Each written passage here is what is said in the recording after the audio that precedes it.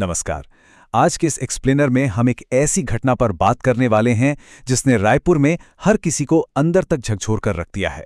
ये घटना हमें याद दिलाती है कि कैसे छोटे छोटे आपसी मतभेद अगर वक्त रहते ना सुलझाए जाएं तो अचानक एक कितना भयानक रूप ले सकते हैं।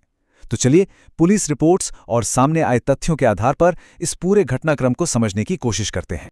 सोचिए, एक आम सा घरेलू झगड़ा और उसका अंजाम इतना खौफनाक कि किसी ने सपने में भी नहीं सोचा होगा। ये इस पूरी घटना का सबसे कड़वा सच है। एक आम सी शाम एक परिवार के लिए जिंदगी भर का नसूर बन गई। इस रिपोर्ट को पूरी तरह समझने के लिए हमें इन तथ्यों को बिल्कुल क्रमबद्ध तरीके से देखना होगा। तो चलिए सबसे पहले बात करते हैं सेक्शन 1 द कोर डिस्प्यूट की, यानी इस पूरे झगड़े की जड़ क्या थी। अब इस मामले को समझने के लिए सबसे पहले ये जानना जरूरी है कि इसमें कौन कौन लोग शामिल थे।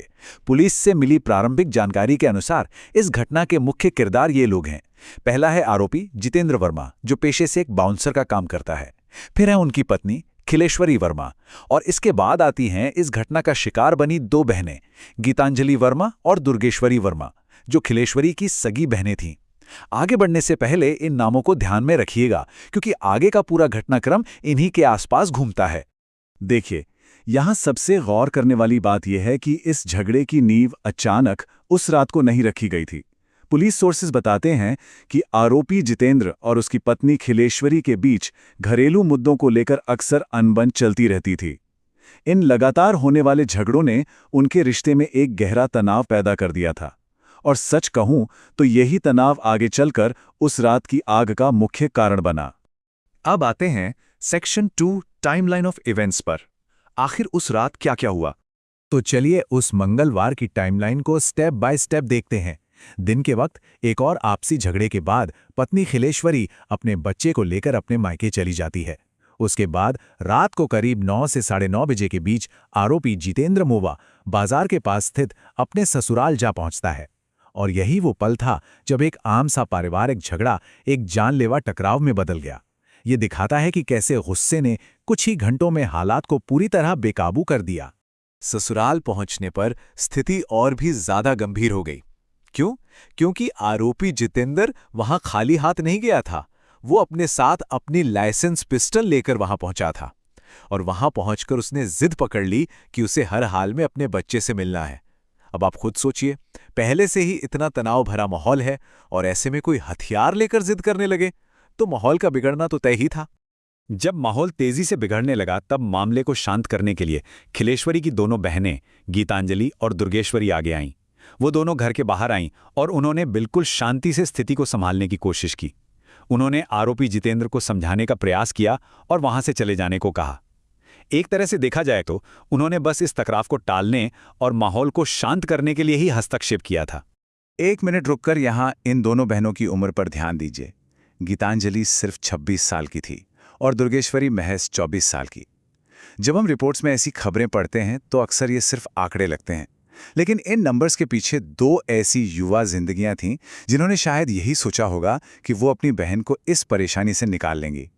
इनकी उम्र के इस पहलू पर गौर करना सच में दिल दहला देता है। लेकिन बहनों का ये हस्तक्षेप आरोपी को शांत करने के बजाय उसके गुस्से को और भड़का गया। दोनों बहनों के बीच बचाव से नाराज होकर आरोपी ने कठिन तौर पर अपनी पिस्तौल निकाली और गोलियां चला दी। एक आम सा लगने वाला संवाद और मनाने की कोशिश यहां आकर एक भयानक अपराध में बदल गई। यही वो आखिरी पल था जिसने सब कुछ हमेशा के लिए खत्म कर दिया। अधिकारियों द्वारा दी गई जानकारी के अनुसार इन गोलियों का नतीजा बेहद घातक रहा। गीतांजलि को माथे पर गोली लगी और उन्होंने वहीं मौके पर ही दम तोड़ दिया। वहीं दुर्गेश्वरी की पीठ पर गोली लगी थी।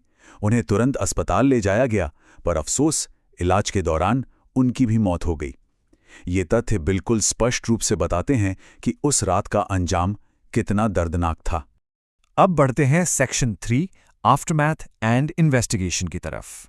इन 2 जिंदगियों को खत्म करने के बाद आरोपी ने आखिर किया क्या? फायरिंग के तुरंत बाद आरोपी ने मुख्य रूप से 3 कदम उठाए। पहला, वो तुरंत घटनास्थल से निकल गया।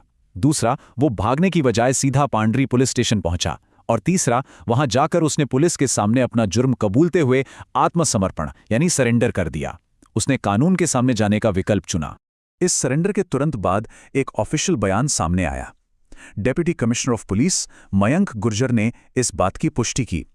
उन्होंने स्पष्ट किया कि आरोपी, जो एक बाउंसर का काम करता है, उसे गिरफ्तार कर लिया गया है और अपराध में इस्तेमाल की गई पिस्टल को जब्त कर लिया गया है।